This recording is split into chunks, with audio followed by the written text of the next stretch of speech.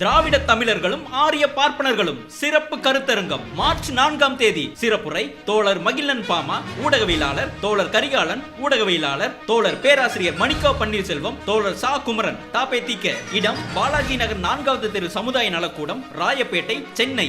நேரம் மாலை 5 மணி. ஒருங்கிணைப்பு தந்தை பெரியார் திராவிடர் கழகம். டிரைப்ஸ் பார்வையாளர்களுக்கு வணக்கம். இன்று நம்மோடு இணைந்திருக்கின்ற சிறப்பு விருந்தினர் இடதுசாரி செயல்பாட்டாளர் தோழர் நாதன் அவர்கள். வாருங்கள், அவரோடு உரையாடலாம். தோழர் வணக்கம். வணக்கம் தோழர். திமுக கூட்டணி, குறிப்பாக திமுக காங்கிரஸ் கூட்டணி இன்னும் ஒரு இழுபறி நிலையில் தான் போயிட்டு இருக்குது. அந்த கூட்டணி இன்னும் உறுதியாகவில்லை அப்படின்றதான் தற்போது வரை இருக்கின்ற நிலவரம். இதுல ஒரு திடீர் திருப்பமாக இன்றைக்கு ப. சிதம்பரம் முதலமைச்சரை நேரடியாக சந்திச்சிருக்கிறாரு. செல்வ பெருந்தகையோட ப. சிதம்பரம் 1 மணி நேரத்திற்கு மேலாக ஒரு மரியாதை நிமித்தமான சந்திப்பு அப்படின்னு சொல்லிருக்கிறாங்க. குறிப்பா செல்வ பெருந்தகை வெளியில அவர்கிட்ட நிருபர்கள் கேட்ட கேள்விக்கு கூட்டணி என்ன முறிவா அப்படின்னு கேட்டதுக்கு, இல்ல கூட்டணியில தான் இருக்கிறோம், கூட்டணி உறுதியா தான் இருக்குது அப்படின்னு ஒரு பதிலை சொல்லி இருக்கிறார். இப்ப இந்த இழுபறிக்கு என்ன காரணம்? காங்கிரஸை பொறுத்த வரைக்கும் ஒட்டுமொத்த காங்கிரஸும் தமிழ்நாட்டில் திமுக கூட்டணியில் நமக்கு ஆட்சியில் பங்கு கொடுக்கல, அதிகாரத்தில் பங்கு கொடுக்கல. நமக்கு தாவேகா விஜய் நிறைய சீட்டு கொடுப்பாரு, அவர் அதிகாரத்தில் பங்கு கொடுப்பாரு. இந்த மாதிரி ஒரு நரேட்டிவ் செட் பண்ணுறது முழு காங்கிரஸும், அல்லது காங்கிரஸ் ஸ்பிளிட் ஆகி இப்படி பேசுது அப்படின்னு திமுக எதிர்ப்பு பத்திரிகையாளர்கள், ஊடகங்கள் அப்படி பிரச்சாரம் பண்ணுறாங்க. அது உண்மை அல்ல. 3 பேர் தான் இதை பற்றி பேசியிருக்காங்க தமிழ்நாட்டில். மாணிக்கம் தாகூர், பிரவீன் சக்கரவர்த்தி, கிரீஷ் சோடங்கர். இவங்க 3 பேர் தான் இந்த கருத்துக்களை தெரிவிச்சிருக்காங்களே தவிர கூட்டணியில் இருக்கிற காங்கிரஸ் எம்எல்ஏக்கள் 18 பேர், எம்பிக்கள் 9 பேர், அப்புறம் செல்வ பெருந்தகை போன்ற தலைவர்கள், இவங்க யாரும் திமுக கூட்டணியில் போகிறதுக்கு தான் விரும்புகிறாங்க. சீனியர் லீடர்ஸ் எடுத்துக்கிட்டிங்கன்னா பீட்டர் அல்ஃபோன்ஸு, கோபண்ணா, ப. சிதம்பரம், இவங்க அத்தனை பேரும் திமுக கூட்டணியில் தான் இருக்கணும்னு சொல்லியிருக்காங்க. இன்று சிதம்பரம் சந்திப்பை ஒட்டி பேட்டியளித்த கோபண்ணா என்ன சொல்கிறாருன்னா, தாவேகாவை நம்பி காங்கிரஸ் கூட்டணி போகுதுன்னா அது தற்கொலைக்கு சமமானது. திமுக தான் பிஜேபி எதிர்ப்பதில் உறுதியாக நிற்கிறது, விஜய் அப்படி உறுதியா இல்லை அப்படின்னு தற்கொலை பாதை அப்படின்னு அவர் சொல்லிட்டார். ஆனால் ஊடகங்கள் காங்கிரஸ் பிளந்துருச்சுன்னு ஒரு நரேட்டிவ் செட் பண்ணுறாங்க. இது முதல்ல உண்மை இல்லை. அடுத்தது, இந்த ஆட்சியில் பங்கு, அதிகாரத்தில் பங்கு என்று இந்த 3 பேர் எழுப்பியிருக்காங்க இல்லையா, இது மக்கள் நலன் சார்ந்த ஒரு அரசியல் முழக்கம் அல்ல. இது ஒரு சுயநலன் சார்ந்த பங்கு. எங்களுக்கு பவர் வேணும், அதிகாரம் வேணும், அதாவது மக்களுக்கு நல்லது செய்யணும் என்ற கோரிக்கையில் வரல, எனக்கு அமைச்சர் பதவி வேணும் என்ற சுயநலத்திலிருந்து வருது. இது தமிழ்நாட்டுக்கு ஒத்து வராது அப்படின்னு ஏற்கனவே சிஎம் இந்தியா டுடே கான்க்ளேவ்னு நினைக்கிறேன், அதில் தெளிவுபடுத்தினாரு. இது தமிழ்நாட்டினுடைய ஒரு தனித்தன்மை, அது மக்கள் ஏற்றுக்க மாட்டாங்க அப்படின்னு சொல்லியிருந்தாரு. இப்போ அதற்கு அப்பயே பிரவீன் சக்கரவர்த்தி ANI பேட்டியை கொடுத்தாரு. அப்படிலாம் ஒரு யூனிக்னஸ் கிடையாது. பீகார்ல கூட்டணி ஆச்சு இல்லையா, யூபியில பதவிகள் கொடுக்கலையா கூட்டணிகளுக்கு அப்படின்னு ஒரு பாஜகவை முன்னுதாரணமாக அதை காட்டி பேசினாரு. குருமூர்த்தி அவர் பேசிய அந்த பதிவை ரீட்வீட் எல்லாம் பண்ணாரு. அவர் சொன்ன உதாரணங்கள் எடுத்துக்கிட்டீங்கனாலும் மகாராஷ்டிராவும் பீகார்லையும் பிஜேபி மெல்ல மெல்ல நுழைந்து அங்கே இருக்கிற மாநில கட்சிகளை உடைத்து அல்லது செல்வாக்கை குறைத்து அவங்க ஆதிக்கத்தை அதிகப்படுத்தினது தான் நடந்திருக்கு. அதனால ஒரு மாநில கட்சியை காலி பண்ணுகின்ற உதாரணம் தான் அவர் காட்டிய உதாரணங்கள். இது எதிர்மறை உதாரணம். இப்போ இந்த ஆட்சியில் பங்கு அப்படின்னு சொன்னால், இந்த 18 எம்எல்ஏக்களுக்கும் 9 எம்பிக்களுக்கும் பவர் இல்லையா? இந்த 18 எம்எல்ஏன்றது ஒரு பவர் உள்ள பொறுப்பா இல்லையா? இவங்க திமுக அரசாங்கத்திட்ட தங்கள் தொகுதியில் இந்த நலத்திட்டங்கள் வரணும் அப்படின்னு சொல்லி வரல அப்படின்னு யாராவது புகார் சொல்லியிருக்காங்களா? இல்லை. இந்த எம்எல்ஏக்கள் தங்கள் தொகுதிகளுக்கு கேட்ட எல்லா இடங்களையுமே திமுக அரசாங்கம் செய்து கொடுத்துருக்கிறது. எந்த எம்எல்ஏவுக்கும் அதில் குறையில்லை. அப்போ எம்எல்ஏ எம்பியே ஒரு பவர் சீட்டு தான் அப்படின்றத இவர்கள் அங்கீகரிக்கவில்லை.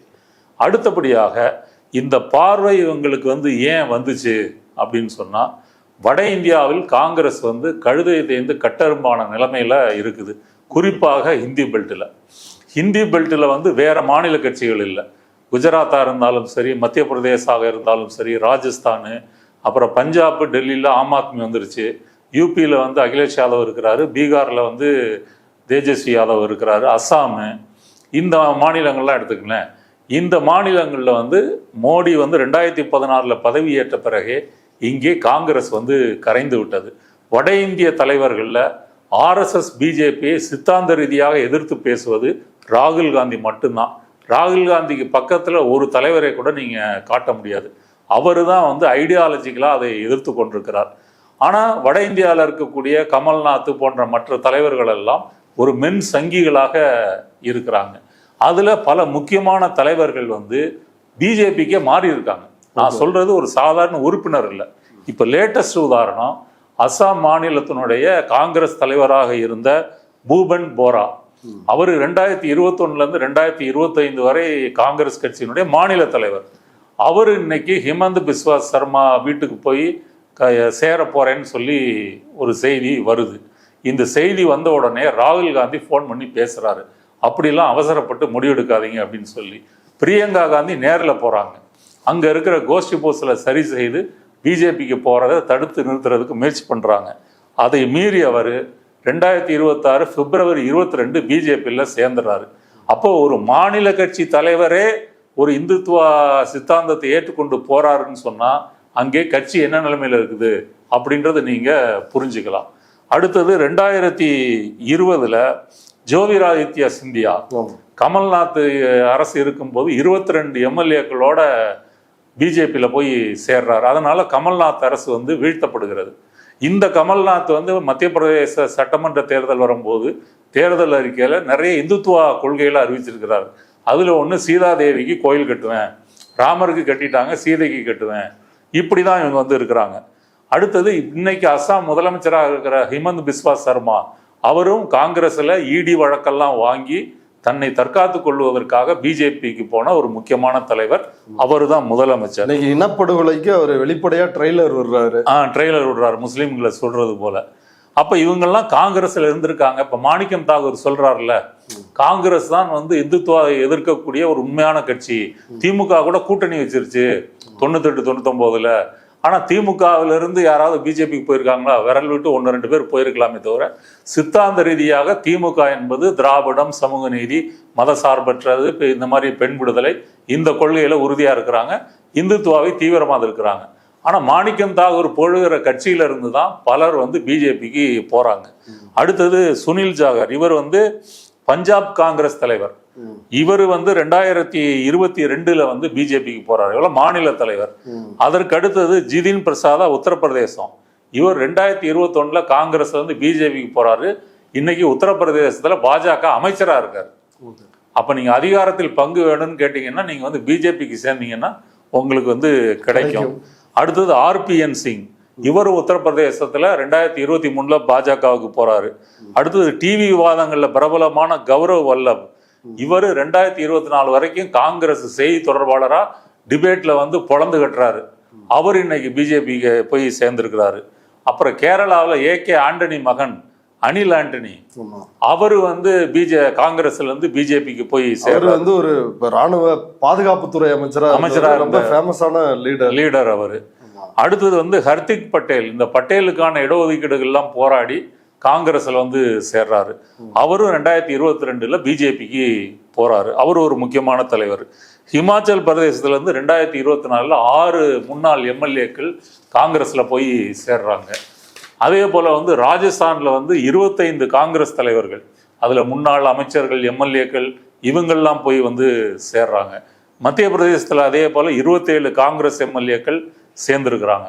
இந்த பட்டியல் நீண்டு கொண்டே போகுது. அப்ப இதுல இருந்து என்ன தெரியுது? வட இந்தியாவில் இருக்கக்கூடிய மக்கள் இந்த மென் சங்கிகளை விட வன் சங்கிகளாக இருக்கின்ற பிஜேபியே தேவலாம். நம்ம சங்கிகளுக்கு தான் ஓட்டு போடணும்னு முடிவு பண்ணிட்டோம், அதுக்கு எதுக்கு மென் சங்கிக்கு போடணும், இவனுக்கு போட்டு போயிடலாமே. அப்போ வட இந்தியாவினுடைய காங்கிரஸ் நிலைமை இதுதான். இது ராகுல் காந்திகிட்ட ஒரு உளவியல் ரீதியாக ஒரு பெரும் விரக்தியும் சோர்வையும் ஏற்படுத்தி இருக்கும். அவர் வந்து பொதுக்கூட்டங்களில் பேசுறதா இருக்கட்டும், பாரத் ஜோடோ யாத்திரை போறதா இருக்கட்டும், அல்லது வந்து தமிழ்நாட்டை பற்றி பேசும்போது பாராளுமன்றத்தில் ஒருபோதும் நீங்கள் தமிழ்நாட்டை நீங்கள் வந்து வெல்ல முடியாதுன்னு அவர் மோடிட்ட சவால் விட்டதா இருக்கட்டும், இதையெல்லாம் இருந்தாலும் தன்னுடைய கட்சி என்பது வட இந்தியாவில் இப்படித்தான் இருக்கிறது, மென் சங்கிகளாகத்தான் இருக்கிறார்கள், இவர்களை வைத்துக்கொண்டு ஒன்றும் பண்ண முடியாது அப்படின்ற நிலைமையை அவர் புரிஞ்சிருப்பாரு. இல்ல அது நார்த் இந்தியாவில் நீங்க சொல்ற நிலைமை. இப்ப தென் மாநிலங்கள்ல வந்து இப்ப தமிழ்நாடு, கேரளா இங்க எல்லாமே காங்கிரஸுக்கு ஒரு செல்வாக்கு இருக்குது. ஒரு சீட்டை வந்து அவங்க ஜெயிச்சுட்டு தானே இருக்கிறாங்க. அதுக்கு காரணம் வந்து கேரளாவில் வந்து மைனாரிட்டிஸ் அதிகம் இருக்காங்க, முஸ்லீம்ஸு கிறிஸ்டின்ஸ் இருக்காங்க.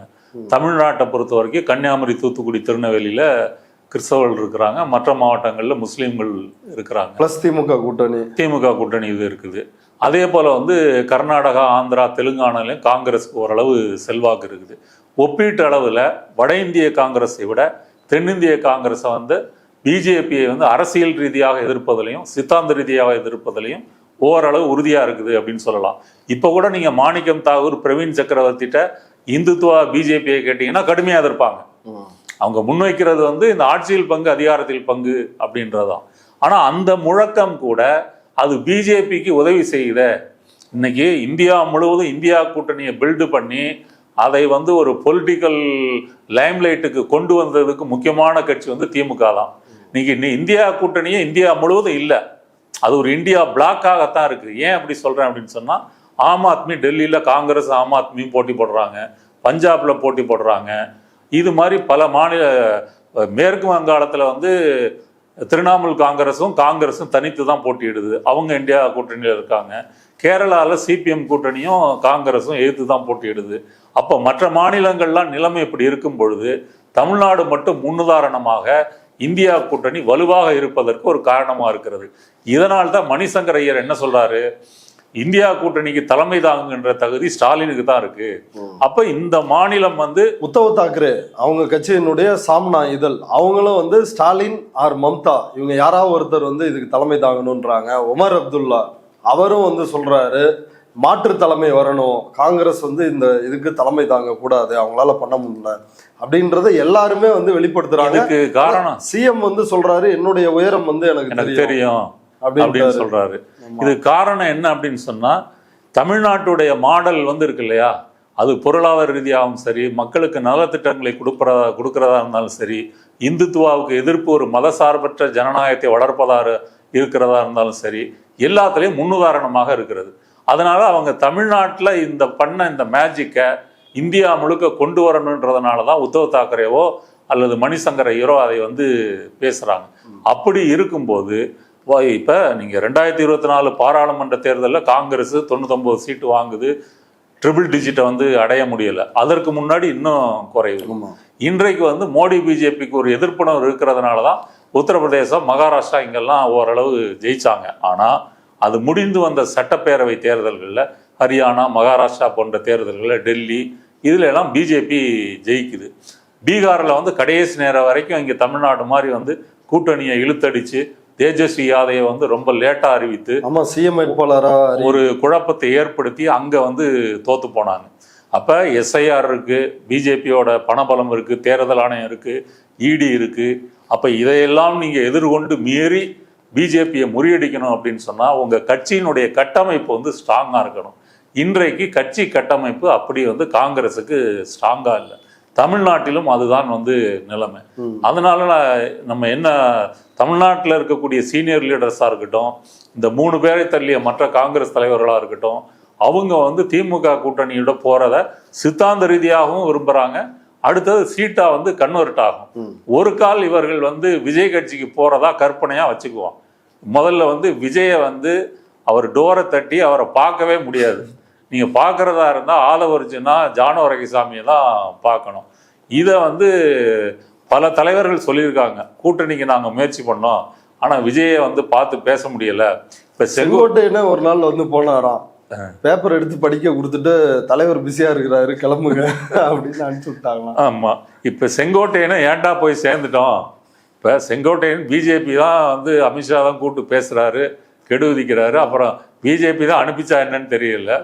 இப்போ நீங்கள் வந்து அவரை விஜயை வந்து பார்க்க முடியாது. ஒரு கூட்டணின்னா தலைவர் டு தலைவர் 1 to 1 வந்து பேசணும், அது வந்து சாத்தியம் இல்லை. அடுத்தது காங்கிரஸ் சேர்வதாகவே வைத்துக்கொள்வோம், பிஜேபி விஜயை விட்டு வைக்குமா? ஏன் விட்டு வைக்காது அப்படின்னு சொன்னால், காங்கிரஸ் இல்லாத ஒரு பாரதம் அப்படின்றதான் அவங்க முழக்கத்தை வச்சிருக்கிறாங்க. அப்போ விஜய்கிட்ட வந்து நீ தனியாக போட்டி போடுறதா இருந்தால் போடு, மற்ற கட்சிகளை சேர்த்துக்கோ, காங்கிரஸ் சேர்த்துட்டேன்னா நடக்கிறது வேற, சிபிஐ சார்ஜ் ஷீட்டில் உன்னுடைய பேர் வந்து ஏறிடும், உன்னுடைய பொலிட்டிக்கல் கேரியரே முடிஞ்சிரும் அப்படின்னு வந்து மிரட்டுவாங்க.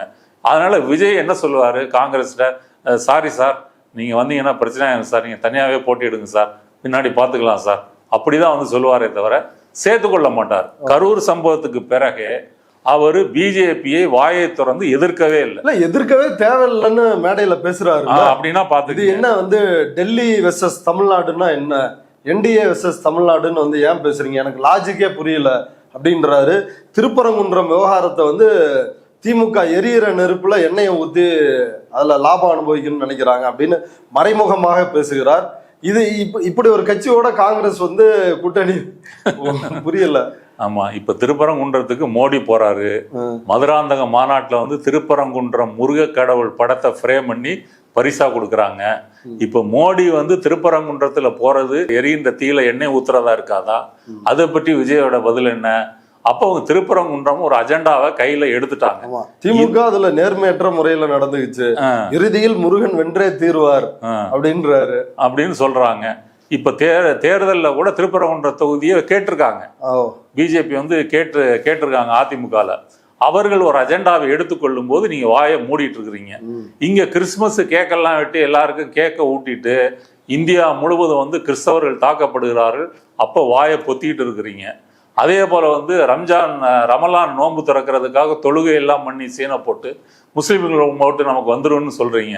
ஆனா முஸ்லீம்களுடைய வீடுகள் புல்டோசர் கொண்டு இடிக்கப்படுகிறது, பல பேர் இன்னும் சிறையில் இருக்கிறாங்க, உமர் காலித் உள்ளிட்டு.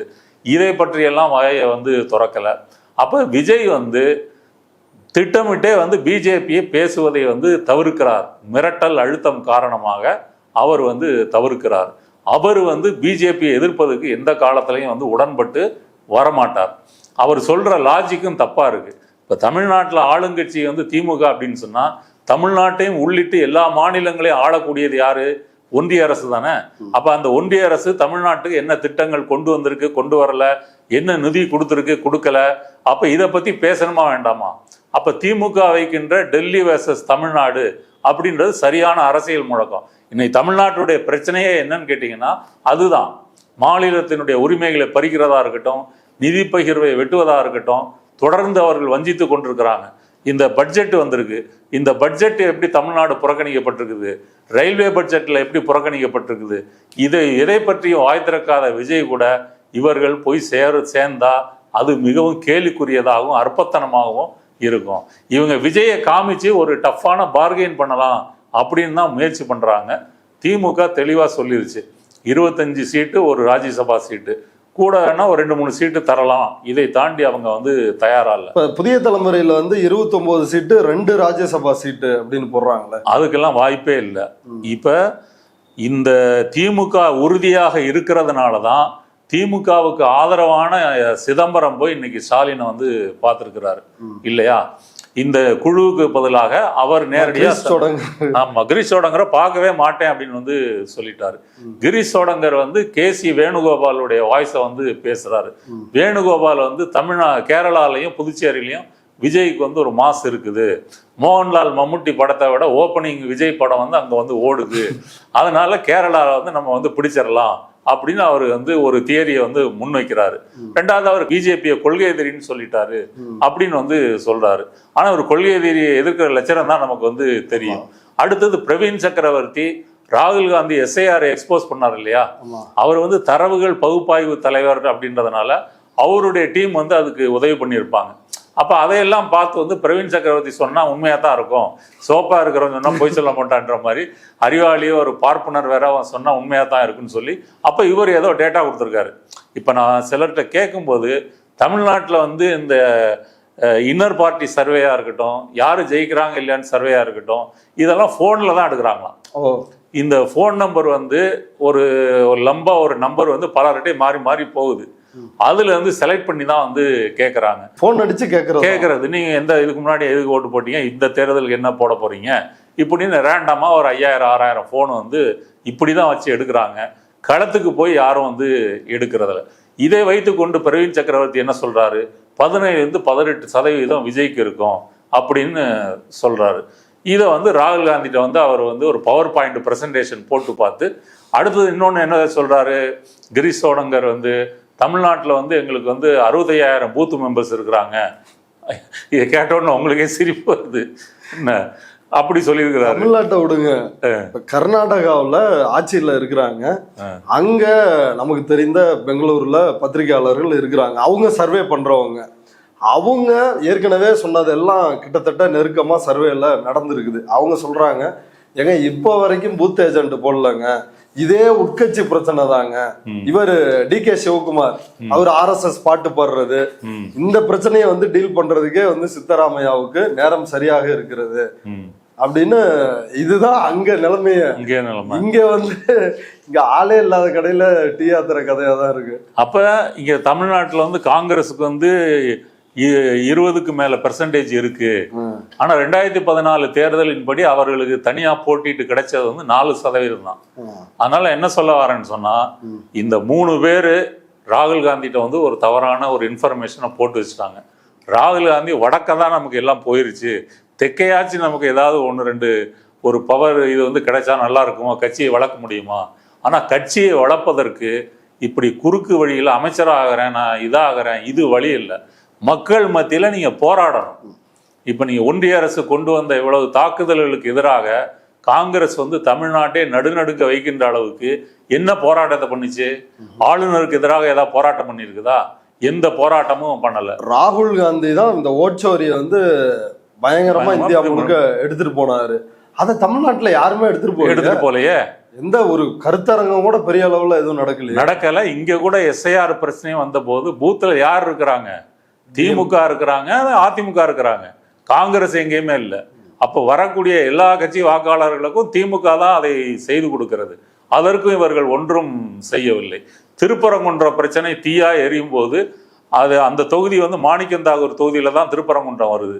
அப்ப மாணிக்கம் தாகூர் படையை திரட்டிட்டு வந்து போராடினாரா?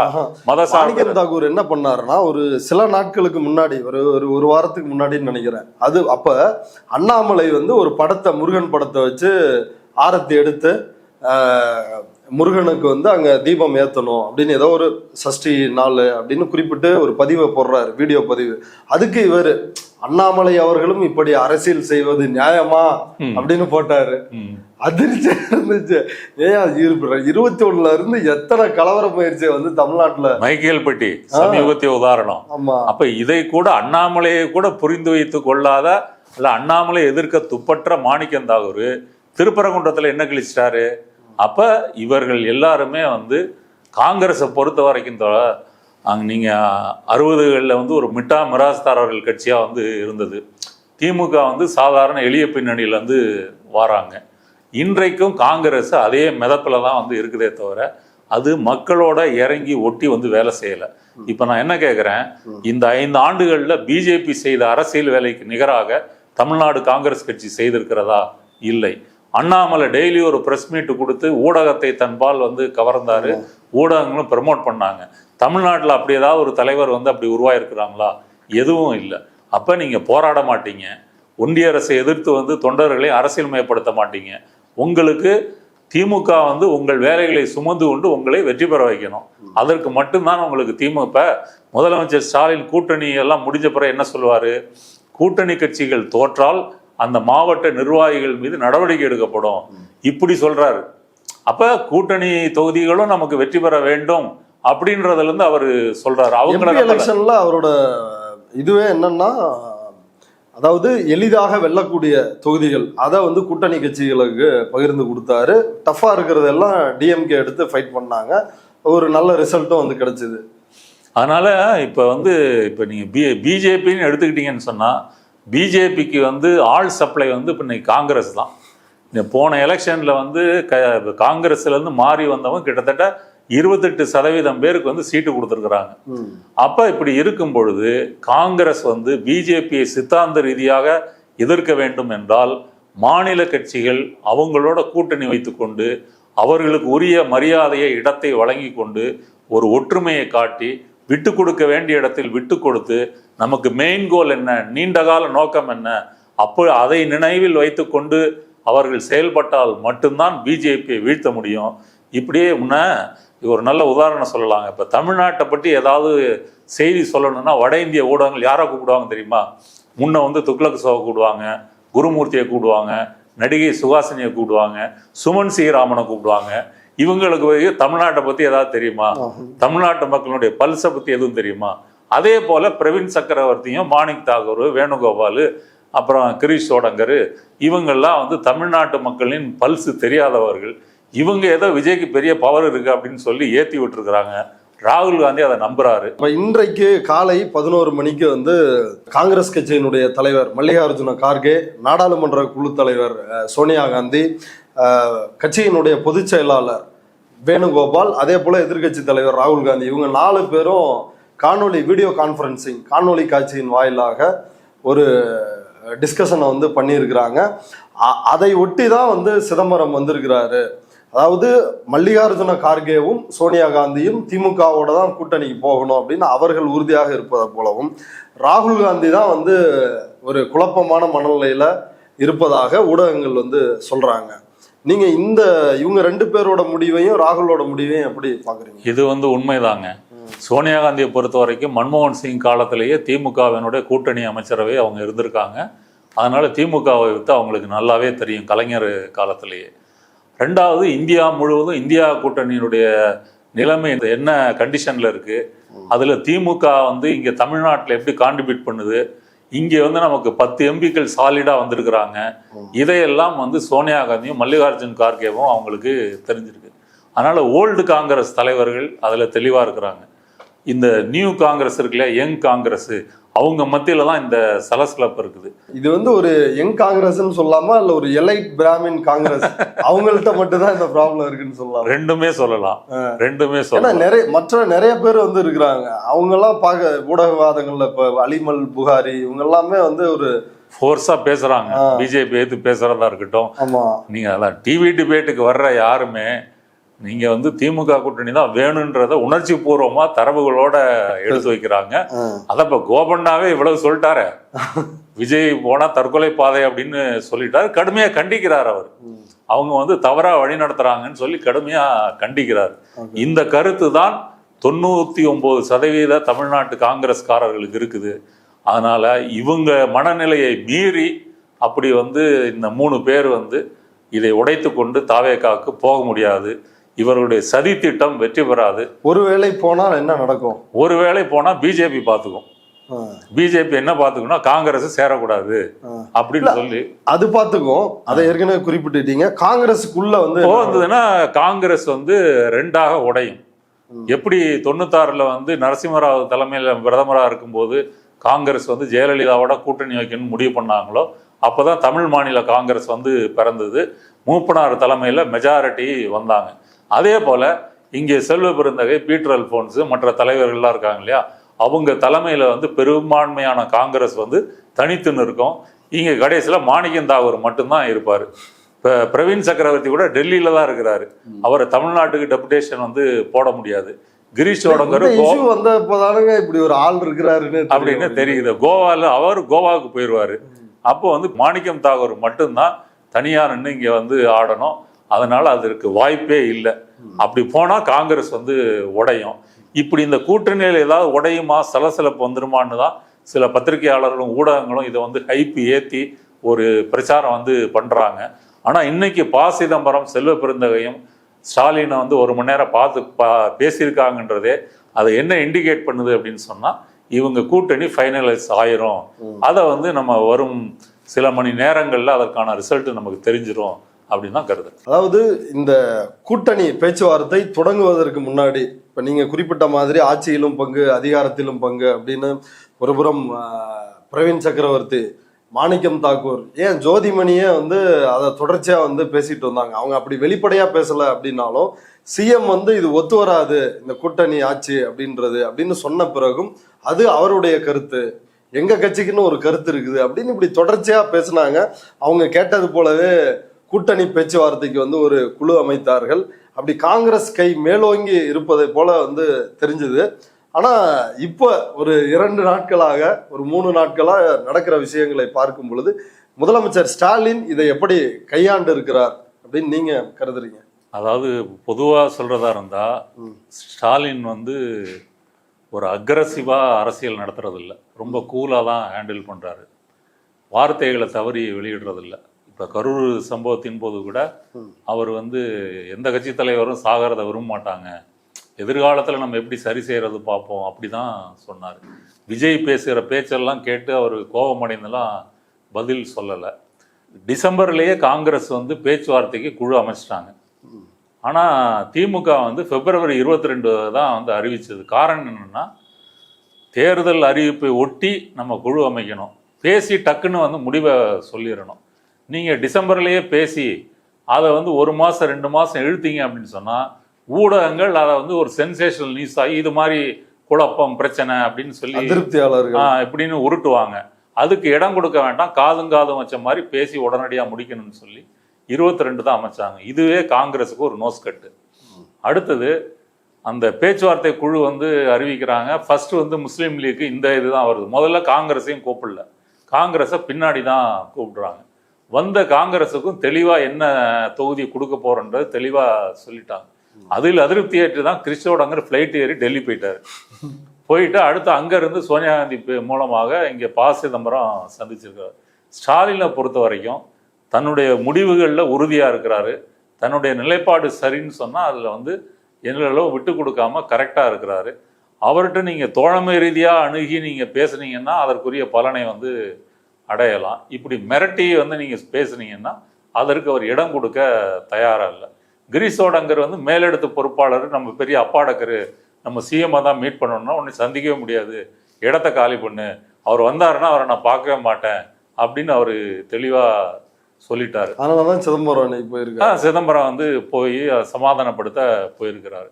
அதனால ஸ்டாலினை பொறுத்த வரைக்கும் அவருடைய அரசியல் வெளியே அப்படி அக்ரஸிவாக இல்லைன்னாலும் தான் முடிவெடுத்த விஷயங்களில் அவர் உறுதியாக இருக்கிறாரு, அதன்படி நடந்துக்கிறாரு. அதனால தான் இன்னைக்கு காங்கிரஸ் வந்து கடைசியில் சுமூகமாக பேச்சுவார்த்தைக்கு வந்து ஒரு முடிவை நோக்கி வருகின்ற நிலையில் வந்து வந்திருக்குது. அதை அப்படி அவங்க இழுத்த இழுப்புக்கு விட்டு கொடுக்கறதுக்கு ஸ்டாலின் வந்து தயாராக இல்லை.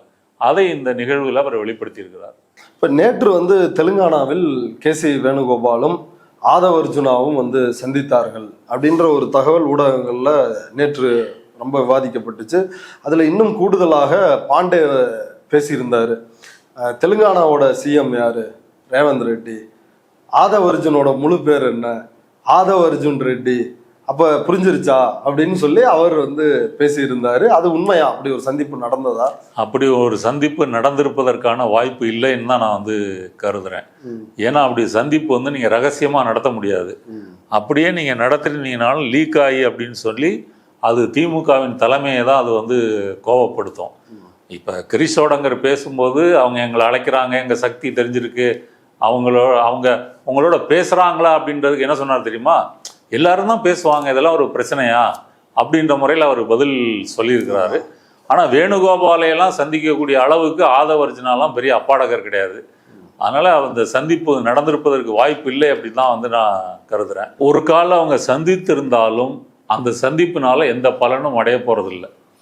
ஏன் சொன்னால் இங்கே தமிழ்நாட்டுடைய பெரும்பான்மையான காங்கிரஸ் தாவேகாவோட போவதற்கு அவங்க தயாராக இல்லை.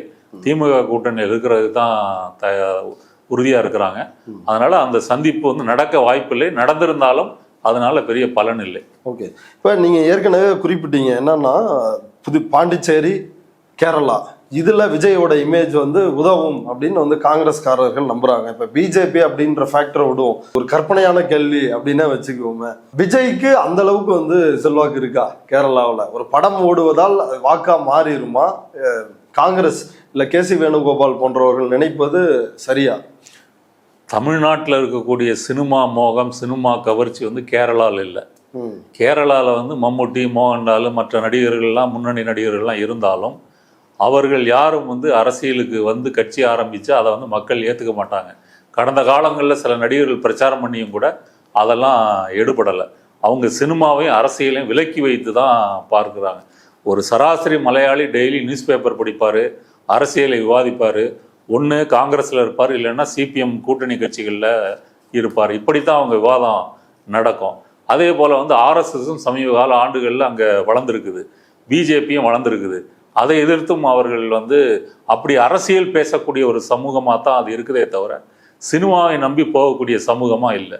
விஜய்க்கு வந்து அங்கே ஓப்பனிங் ஒரு நல்ல மாஸ் இருக்கிறதுக்கு காரணம் வந்து இவருடைய டான்ஸு, ஃபைட்டு, இந்த பஞ்சு டைலாக்கு, இதுக்கு வந்து அங்கே ஒரு ரசிகர் வட்டம் இருக்குதே தவிர அந்த ரசிகர் வட்டத்தை வைத்துக்கொண்டு கேரளாவில் வந்து காங்கிரஸ் வெற்றி பெறுவது சாத்தியம் இல்லை. இங்கே புதுச்சேரி எடுத்துக்கிட்டீங்க அப்படின்னு சொன்னால் விஜய் வந்து ரங்கசாமிக்கு வேண்டப்பட்டவராக இருக்கிறாரு, அப்புறம் ரங்கசாமி பிஜேபிக்கு வேண்டப்பட்டவராக இருக்கிறாரு.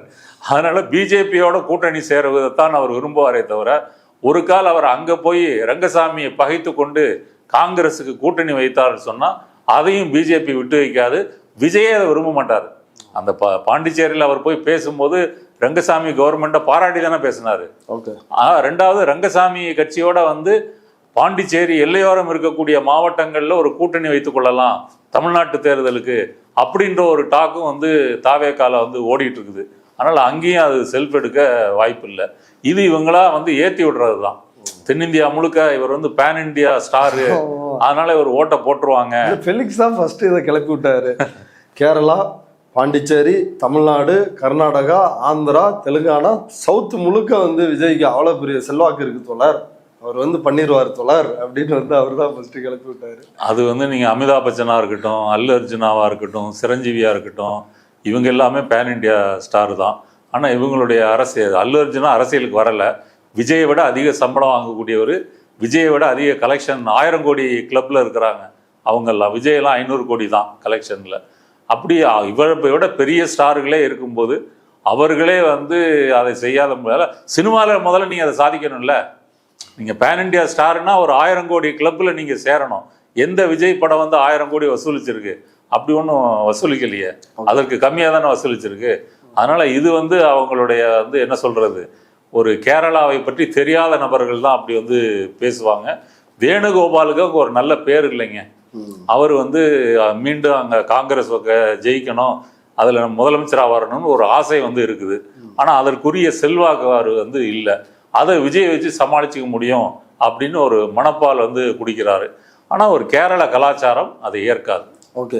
இப்போ இறுதியாக இப்போ டெல்லியில இருந்து பத்திரிகையாளர் நிரஞ்சன், அவர் வந்து எல்லாருக்கும் தெரியும், அவர் வந்து ஒரு கருத்தை வெளியிட்டிருக்கிறார். ராகுல் காந்தி எளிதாக ஒரு கருத்துக்கு கன்வின்ஸ் ஆக மாட்டார், அப்படி கன்வின்ஸ் ஆகி ஒரு முடிவு எடுத்துட்டாருன்னா அந்த முடிவிலிருந்து அவர் பின்வாங்க மாட்டார் அப்படின்னு வந்து சொல்கிறாங்க. இப்போ மல்லிகார்ஜுன கார்கே, சோனியா காந்தி இவர்கள் வந்து ஒரு முடிவு சொல்கிறாங்க. இப்போ ராகுல் தன்னுடைய முடிவை மாற்றிக்கொள்வாரா? என்ன எதிர்பார்க்குறீங்க? ராகுல் தன் முடிவை மாற்றிக்கொள்வார்னு தான் நினைக்கிறேன். நிரஞ்சன் சொல்வது போல் அவர் அப்படி இருக்க வாய்ப்பு இல்லை. அவர் ஆரம்பத்தில் உண்மையிலே பப்புவாகத்தான் இருந்தார். ஆனால் சமீப ஆண்டுகளாக அவர் மக்களோடு பழகி பல இடங்களை போய் பார்த்து உழைக்கும் மக்கள் தொழில்கள் இதையெல்லாம் தெரிந்து கொண்டு உண்மையிலே ஒரு மக்கள் தலைவராக தான் அவர் உருவெடுத்திருக்கிறாரு. அவர் பாத யாத்திரை போகும்போது பப்புன்னு யாராவது கூப்பிட்டாங்கன்னா ஃப்ளையிங் கிஸ் தான் கொடுப்பாரு. அதை பார்த்து அவருக்கு வந்து கோபம் வர்றதில்லை. அப்படி ஒரு மெச்சூரிட்டி அவருக்கு வந்து இருக்குது. அவர் மேலே கேஸ் போட்டாலும் சரி, என்னதான் நெருக்கடிகள் செய்தாலும் சரி, அவர் கூலாக தான் டீல் பண்ணுறாரு. இதில் வந்து தமிழ்நாட்டு பார்ப்பனர்கள் அவருக்கு தவறான ஒரு தகவலை கொடுத்து அவர் திசை மாற்றியிருக்காங்களே தவிர உண்மையை அவர் வந்து புரிந்து கொள்வார். இப்போ இல்லைனாலும் கொஞ்சம் தாமதமாக அவரை புரிந்து கொள்வார் அப்படி தான் வந்து நம்புகிறேன். ஓகே தோழர், இவ்வளவு நேரம் நம்முடைய பார்வையாளர்களுக்காக இந்த திமுக காங்கிரஸ் கூட்டணி, காங்கிரஸ்குள்ளே இருக்கிற பிரச்சனைகள் என்ன அப்படின்னு விரிவாக நம்முடைய பகிர்ந்துகிட்டதுக்கு ரொம்ப நன்றி தோழர். நன்றி.